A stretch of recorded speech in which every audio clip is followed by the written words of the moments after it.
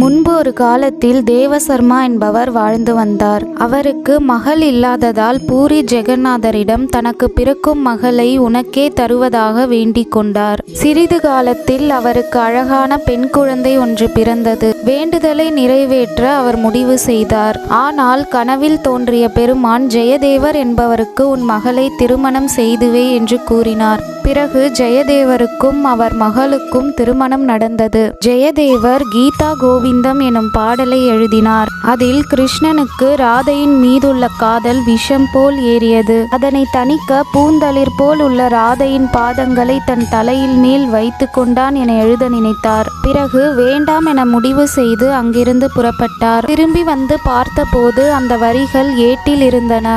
அவர் மனைவியிடம் யார் இதை எழுதியது என்று கேட்டு கோபித்து கொண்டார். அவளோ இதை தங்களை தவிர யார் எழுதியிருக்க முடியும் என்று கேட்டார். இறுதியில் கிருஷ்ண லீலையை புரிந்து கொண்ட ஜெயதேவர், ராதையின் பாதங்களை உன் தலை மீது வைத்துக் கொள்வதில் அவ்வளவு ஆனந்தமா கிருஷ்ணா என்று கேட்டு மகிழ்ந்தார்.